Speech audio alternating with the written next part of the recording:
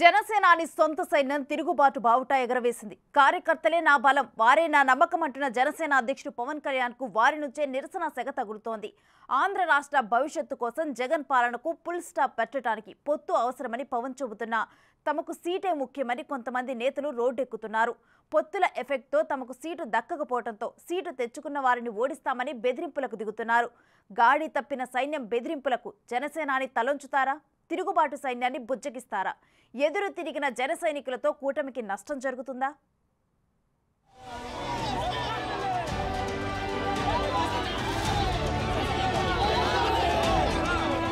ఏపీలో పొత్తు పెట్టిన చిచ్చు ఇంకా చల్లారడం లేదు. పొత్తులో సీట్లు రాని కొంతమంది అసమ్మతి నేతలు నేరుగా అధికార పార్టీ కండువా కప్పుకుంటే మరికొంతమంది నేతలు స్వపక్షంలోనే విపక్షం పాత్ర పోషిస్తూ కూటమి నాయకులకు కంటి మీద నిద్ర లేకుండా చేస్తున్నారు. 5 ఏళ్ల పాటు పార్టీ కోసం కోట్లాది రూపాయలు ఖర్చు పెట్టి ఎమ్మెల్యే టికెట్ కోసం ఎదురు చూస్తుంటే పొత్తులో తమ సీట్లు గల్లంతవడంతో ఏం చేయాలో అర్థం కాక తిరుగుబాటుకు దిగుతున్నారు.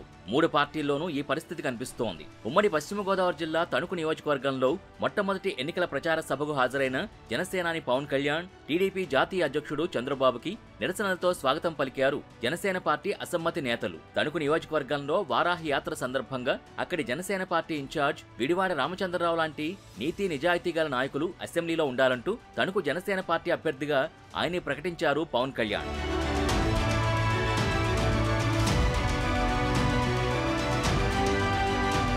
జనసేన నుంచి ప్రకటించిన మొట్టమొదటి సీటు తణుకుదే అంటూ విడివాడకు రాష్ట్ర వ్యాప్తంగా ఉన్న జనసేన టికెట్ ఆశావహులందరూ అభినందనలు తెలిపారు. ఇక అప్పటి నుంచి తణుకు నియోజకవర్గంలో విడివాడ రామచంద్రరావు జనసేన అభ్యర్థిగా ఎన్నికల ప్రచారం మొదలుపెట్టి ప్రజల్లో తిరగడం మొదలుపెట్టారు.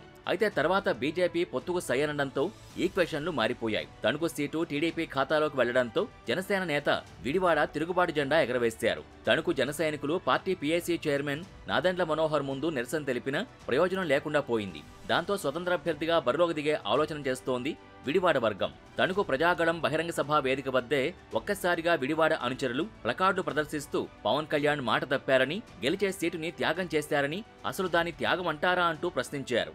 ఒక దశలో అటు టీడీపీ ఇటు జనసేన అసమ్మతి నాయకులు దాడులు చేసుకునే వరకు వెళ్లింది పరిస్థితి. పోలీసులు రంగప్రవేశం చేసి అసమ్మతి నేతల్ని పక్కకు తీసుకువెళ్లడంతో గొడవ సద్దుమణిగింది. అయితే జనసేన అసమ్మతి నేతలు పవన్ కళ్యాణ్ సభని అడ్డుకునే ప్రయత్నం చేయడంపై తణుకు జన సైనికులు ఫైర్ అవుతున్నారు. విడివాడ స్వయంగా కూటమి అభ్యర్థి రాధాకృష్ణను ఓడిస్తా అని బహిరంగంగా ప్రకటించడంపై కూటమి నేతలు ఆగ్రహం వ్యక్తం చేస్తున్నారు.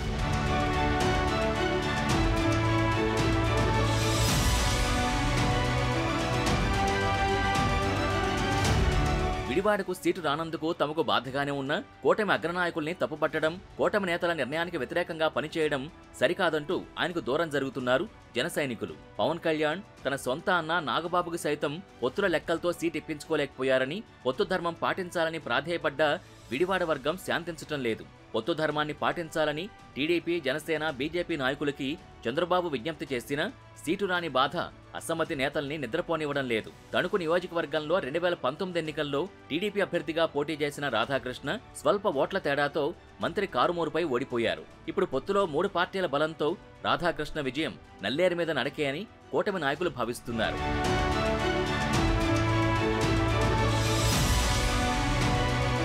మరోపక్క టీడీపీలో సీటు రాని నాయకులకి చంద్రబాబు వ్యక్తిగతంగా పిలిపించి కౌన్సిలింగ్ చేస్తూ ముందుకు వెడుతున్నారు.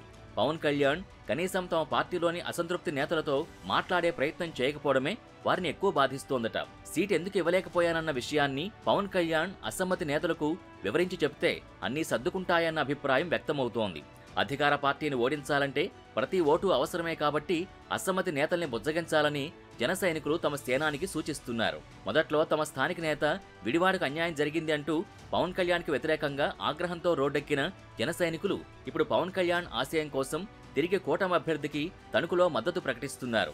తమ సేనాని మాటే తమకి శిరోధార్యమంటూ తేల్చి చెబుతున్నారు. మరి వారి చేస్తున్న సూచనల్ని పరిగణలోకి తీసుకుని విడివాడ వంటి నేతల్ని పవన్ లైన్లో పెడతారో లేదో చూడాలి.